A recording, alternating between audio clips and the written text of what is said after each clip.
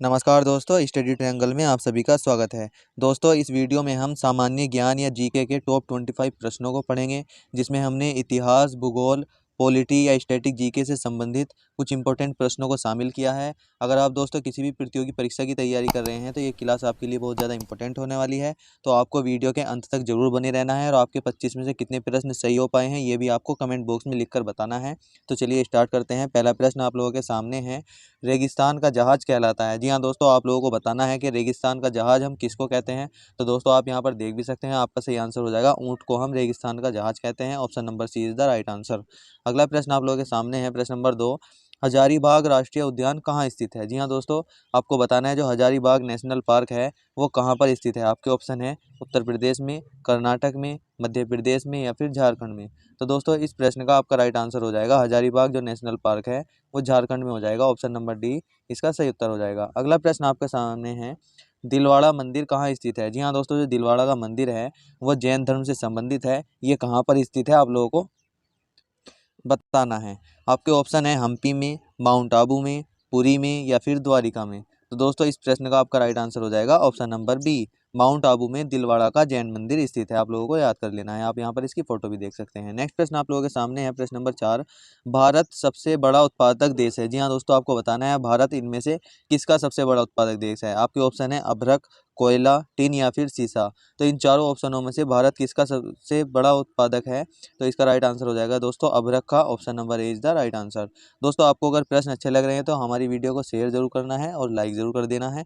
तो आपका अगला प्रश्न है, नेशनल डिफेंस अकादमी कहाँ स्थित है। नेशनल डिफेंस अकेडमी की बात करते हैं तो आपके ऑप्शन है देहरादून, खड़कवासला, किर्की या फिर चेन्नई। तो इस प्रश्न का आपका राइट आंसर हो जाएगा दोस्तों ऑप्शन नंबर बी, खड़कवासला जो है नेशनल डिफेंस अकादमी स्थित है। आप यहाँ पर इसका फोटो देख सकते हैं। नेक्स्ट प्रश्न आप लोगों के सामने है, प्रश्न नंबर 6, किस जल विद्युत परियोजना को भारत की मानव निर्मित सबसे बड़ी झील से जलापूर्ति की जाती है। जी हाँ दोस्तों, आपको ऐसी परियोजना बतानी है जिसको भारत की मानव निर्मित सबसे बड़ी झील से जलापूर्ति की जाती है। आपके ऑप्शन है कोयना परियोजना, हीराकुंड परियोजना, रिहंद परियोजना या फिर दामोदर घाटी परियोजना। तो इस प्रश्न का दोस्तों आपका राइट आंसर हो जाएगा ऑप्शन नंबर सी, रिहंद परियोजना राइट आंसर हो जाएगा। अगला प्रश्न आप लोगों के सामने है, प्रश्न नंबर 7, निम्नलिखित में से कौन सा राज्य अपने सुंदर समुद्री किनारों के लिए प्रसिद्ध है और पर्यटकों के लिए मुख्य आकर्षण का केंद्र है। आपके ऑप्शन है गुजरात, गोवा, तमिलनाडु या फिर पश्चिम बंगाल। तो दोस्तों इस प्रश्न का आपका राइट आंसर हो जाएगा गोवा जो है अपने समुद्री किनारों के लिए प्रसिद्ध है और पर्यटकों के लिए एक मुख्य आकर्षण का केंद्र है। Option number B is the right answer. अगला प्रश्न आप लोगों के सामने है, प्रश्न नंबर 8, काली मिट्टी का सबसे अधिक क्षेत्र है। अगर हम काली मिट्टी की बात करते हैं तो आपको ऑप्शन है तमिलनाडु में, महाराष्ट्र में, मध्य प्रदेश में या फिर राजस्थान में। तो इस प्रश्न का दोस्तों आपका राइट आंसर हो जाएगा ऑप्शन नंबर बी, महाराष्ट्र में जो है काली मिट्टी का सबसे अधिक एरिया होता है। नेक्स्ट है हमारा प्रश्न नंबर 9, सिक्किम भारत का अभिन्न अंग बना। जी हाँ दोस्तों, जो भारत में सिक्किम मिलाया गया लेकिन उसका जो भारत का अभिन्न अंग है सिक्किम कब बनाया गया था और कौन से संविधान संशोधन के द्वारा ये बनाया गया था आप लोगों को बताना है। आपके ऑप्शन है 42वें संविधान संशोधन द्वारा, 40वें संविधान संशोधन द्वारा, 39वें संशोधन द्वारा या फिर 36वें संशोधन द्वारा। तो इस प्रश्न का दोस्तों आपका राइट आंसर हो जाएगा 36वें संशोधन के द्वारा सिक्किम भारत का एक अभिन्न अंग बना। Option number D is the right answer. Next प्रश्न आप लोगों के सामने है, प्रश्न नंबर 10, वृक्षों तथा वनों को काटने में किस प्रकार की हानि होती है। आपके ऑप्शन है वायुमंडलीय परिवर्तन होता है, प्रदूषण का खतरा बढ़ता है या फिर भूमि क्षरण होता है या फिर इनमें से सभी। तो दोस्तों इसका राइट आंसर हो जाएगा ऑप्शन नंबर डी, सभी जो हानि होती है वो यहाँ पर देख सकते हैं आप, वायुमंडलीय परिवर्तन, प्रदूषण का खतरा और भूमि क्षरण, ये तीनों प्रकार की हानि वृक्षों और वनों को काटने से होती है। नेक्स्ट प्रश्न आप लोगों के सामने है, प्रश्न नंबर 11, निम्नलिखित में से किस उत्पाद पर शुद्धता के सिलसिले में हॉलमार्क चिन्ह अंकित किया जाता है। ये आपको याद रखना है, हॉलमार्क जो है किस उत्पाद की शुद्धता के लिए अंकित किया जाता है आप लोगों को बताना है। आपके ऑप्शन है यावरण मित्र उत्पाद, रेशम उत्पाद, खाद्य उत्पाद या फिर स्वर्णाभूषण। तो जो स्वर्ण आभूषण होते हैं उस पर हॉलमार्क का चिन्ह अंकित किया जाता है। तो ऑप्शन नंबर डी इसका सही हो जाएगा। नेक्स्ट है हमारा प्रश्न नंबर 12 आप लोगों के सामने, श्वेतांबर और दिगंबर किस मत के संप्रदाय हैं।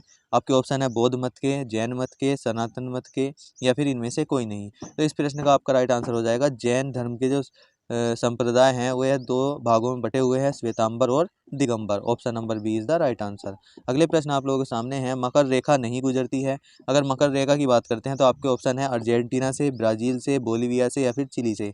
तो मकर रेखा इसमें से किस स्थान से नहीं गुजरती है, आप लोगों को इस प्रश्न के अंतर्गत बताना है। तो दोस्तों आपका राइट आंसर हो जाएगा बोलीविया से मकर रेखा नहीं गुजरती है। ऑप्शन नंबर सी सही हो जाएगा। अगला प्रश्न आप लोगों के सामने है, प्रश्न नंबर 14, शांति स्वरूप भटनागर पुरस्कार किस क्षेत्र में उत्कृष्ट योगदान के लिए प्रदान किए जाते हैं। आपके ऑप्शन है सिनेमा, विज्ञान और प्रौद्योगिकी, साहित्य या फिर इनमें से कोई नहीं। तो दोस्तों इसका राइट आंसर हो जाएगा विज्ञान एवं प्रौद्योगिकी या साइंस या टेक्नोलॉजी के लिए शांति स्वरूप भटनागर पुरस्कार दिए जाते हैं। Option number B is the right answer. अगला प्रश्न है हमारा प्रश्न नंबर 15, माई कंट्री माई लाइफ किसकी कृति है। जी हाँ दोस्तों, एक पुस्तक है माई कंट्री माई लाइफ। ये किसकी पुस्तक है आप लोगों को बताना है। किरण बेदी की, टी.एस. सेशन की, जे.एन. दीक्षित की या फिर लाल कृष्ण आडवाणी की। तो दोस्तों बहुत ज़्यादा इंपॉर्टेंट प्रश्न है आपकी परीक्षा की दृष्टि से।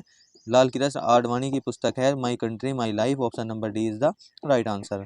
नेक्स्ट हमारा प्रश्न नंबर 16, भारत की पहली महिला राष्ट्रपति है। अगर भारत की पहली महिला राष्ट्रपति की बात करते हैं तो आपके ऑप्शन है वसुंधरा राजे, प्रतिभा पाटिल, उमा भारती या फिर राबड़ी देवी। तो इस प्रश्न का दोस्तों राइट आंसर हो जाएगा आपका प्रतिभा पाटिल जो है भारत की पहली महिला राष्ट्रपति हो जाएगी। नेक्स्ट है हमारा अगला प्रश्न है प्रश्न नंबर 17, संयुक्त राष्ट्र संघ महासभा की प्रथम महिला अध्यक्ष कौन थी।